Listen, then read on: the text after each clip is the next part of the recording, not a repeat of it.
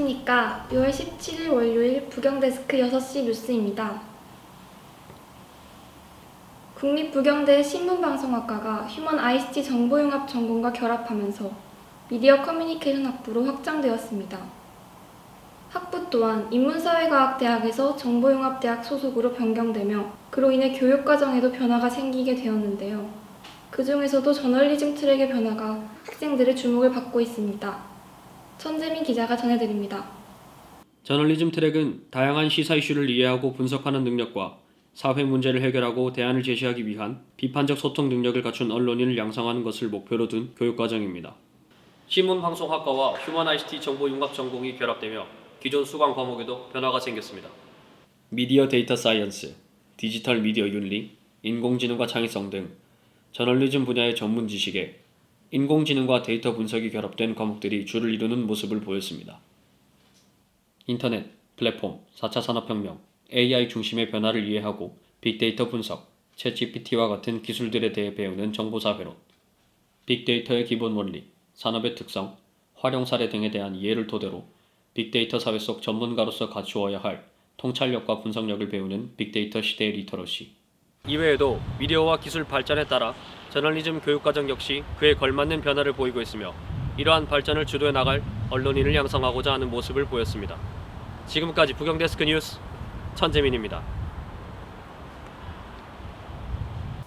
네, 잘 들었습니다. 마침 다른 현장에 나와 있는 김옥천 기자가 저희 학과의 졸업생이라고 하는데요.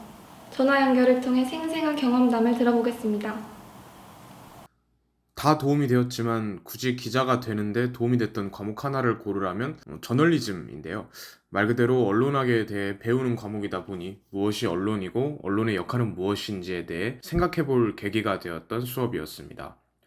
특히 사실과 진실을 따지는 방법에 대해 배운 건 인턴 기자 면접을 할 때 실제로 응용을 하기도 했습니다. 당시에 세계적으로 정치인들이 직접 말하는 가짜뉴스가 이슈였는데요. 이들의 말을 그대로 옮기는 건 사실을 말하는 거지만 그 발언의 진위 여부를 가리는 건 진실을 찾는 거고 우리는 진실을 찾는 일을 해야 한다.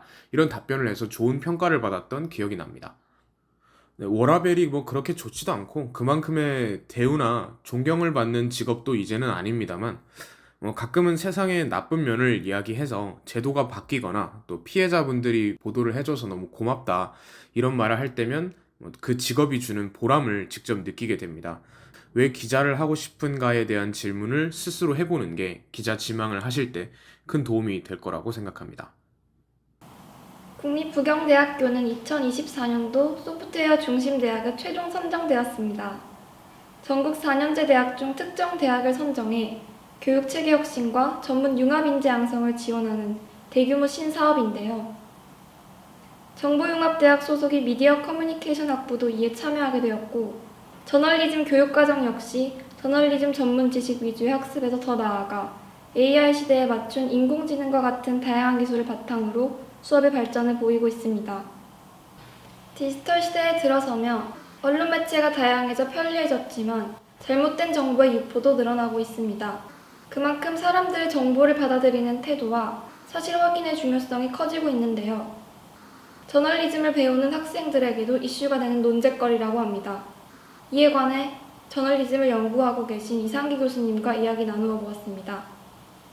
디지털 시대에도 아날로그적인 사고방식이 중요하다고 해서 디지로그라는 말을 했어요. 디지털은 정보를 전달하는 데서는 아주 좋은 핵심적인 요약된 정보를 줄 수가 있지만 넓게 보는 시각에서는 디지털 정보가 한계가 있는 것 같습니다. 좀 큰 틀 속에서 어떤 디지털화된 세계를 바라보면 그런 관점이 중요하지 않을까 생각을 합니다. 저널리즘을 공부하는 학생들은 일반적으로 사회 현상에 대한 관심이 있어야 되기 때문에 전반적으로 제너럴한 관점에서 사회가 어떻게 움직이고 정치, 경제, 사회 문화적인 영향이 어떠한지 그런 것들을 파악을 해야 되고 그 속에서 자기만의 전문 분야가 무엇이 될 것인지를 좀 고민을 해야 되지 않을까. 넓게 공부를 하되 자기가 관심이 있는 분야는 깊게 공부하는 그러한 것이 필요하다고 생각을 합니다. 아직까지도 저널리즘이라고 하면 두꺼운 서적, 기자, 기사 등과 같은 전통적인 이미지만을 떠올리기 쉬운데요. 실제로 미디어 커뮤니케이션 학부에 재학 중인 학생들을 만나 이에 관해서 인터뷰를 진행해 보았습니다. 이곳은 학생들이 자유롭게 공부할 수 있는 멀티미디어실입니다. 자료조사, 논문 읽기, 영상 편집 등 다양한 학습 활동을 할 수 있는 공간인데요. 한 학생과 인터뷰 나눠보도록 하겠습니다. 혹시 어떤 수업 듣고 계신가요? 저 데이터 시각화와 스토리텔링 듣고 있습니다. 수업에 대해 간단히 설명해 줄 수 있나요? 데이터 분석을 하고 그걸 토대로 시각자료 만들어서 스토리라인까지 구성하는 수업이에요. 그런 수업이 저널리즘과 관련이 있나요? 저도 처음에는 그렇게 생각했는데요. 정보를 분석하는 법을 배우고 그걸 토대로 제 의견 표현하는 걸 할 수 있으니까 이게 저널리즘 분야에서 되게 중요한 것 같더라고요. 다들 언론인이라고 하면 단순히 글만 잘 읽고 잘 쓰면 된다고 생각할 것 같아요. 그거는 너무 구시대적인 발상 같아요. 진짜 진실된 정보를 전달하는 직업인데 이런 거 눈 감고도 할 줄 알아야 된다고 생각합니다. 네, 답변 잘 들었습니다. 네, 감사합니다. 패는 칼보다 강하다 라는 말을 들어보신 적 있으신가요? 그만큼 문학이나 언론의 영향력이 크다는 표현인데요. AI 시대가 도래하였다고 해도 세상을 자신만의 이념이 담긴 글로 표현하고 사회를 비판하는 활동을 하는 역할은 여전히 또 앞으로도 사람만이 할 수 있는 영역이라고 생각합니다. 참된 언론인을 양성하고자 꾸준히 노력하는 언론정보학과의 미래가 기대됩니다. 이상으로 월요일 부경데스크 뉴스 마치겠습니다. 시청해주신 여러분 고맙습니다.